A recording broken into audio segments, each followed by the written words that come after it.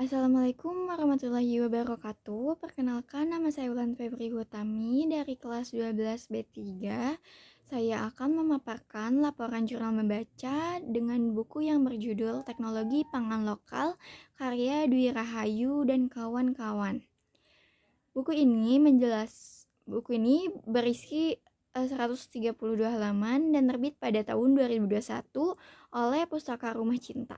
Golongan bukunya ada di golongan 600. Buku ini menjelaskan tentang teknologi pangan pada sejumlah lahan pangan lokal yang berasal dari berbagai daerah di Indonesia. Dalam buku ini terdapat sejumlah jenis olahan pangan lokal dan salah satunya adalah tiwul yang akan saya jelaskan secara lebih rinci. Nah, tiwul merupakan salah satu makanan pokok pengganti nasi yang terbuat dari tepung gaplek. Nah, tiwul itu memiliki karakteristik berupa butiran kecil kecoklatan dan menggumpal dengan tekstur pulen semi basah.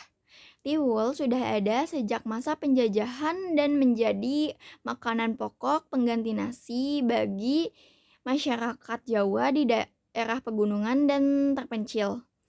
Nah, kandungan pada tiwul berupa karbohidrat, lemak, vitamin, dan mineral.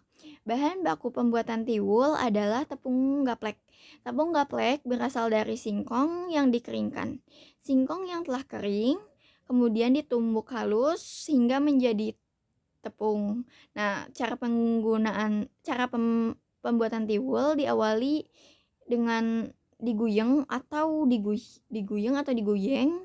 Pokoknya tepung gaplek yang di dalam tampah diberi sedikit percikan air sedikit demi sedikit hingga menghasilkan butiran-butiran kecil yang menggumpal. Tepung gaplek yang sudah diberi air lalu dikukus hingga matang atau berwarna kuning kecoklatan. Nah, bahan aditif dalam proses pembuatan tiwul secara tradisional tidak menggunakan bahan-bahan alami maupun buatan, sehingga rasanya tawar.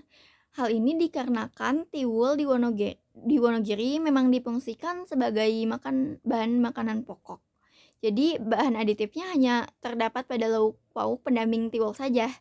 Nah, selanjutnya senyawa beracun pada tiwul adalah singkong sebagai bahan baku utama pembuatan yang mengandung senyawa glikosida sianogenik atau lanamarin. Pengemasan tiwul biasanya dikemas menggunakan daun jati, daun pisang, dan kertas minyak.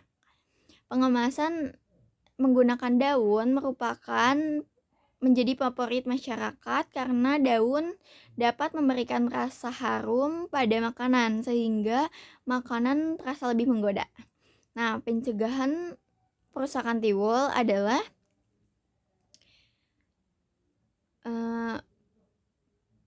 pencegahan kerusakan tiwul itu bergantung pada kualitas tepung gaplek dan kualitas tepung gaplek bergantung pada proses pengeringan singkong. Jika singkong tidak mengalami penjemuran yang optimal, maka gaplek akan berjamur dan tiwul akan berjamur pula. Dan untuk mengatasi kerusakannya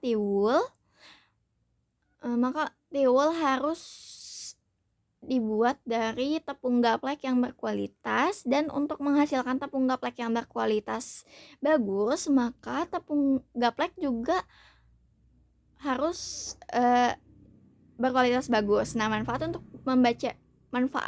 dan ambak dari buku ini adalah kita dapat membuat bahan pangan lokal dan mempraktikannya di rumah. Lalu kita menjadi tahu pola gizi dan kesehatan.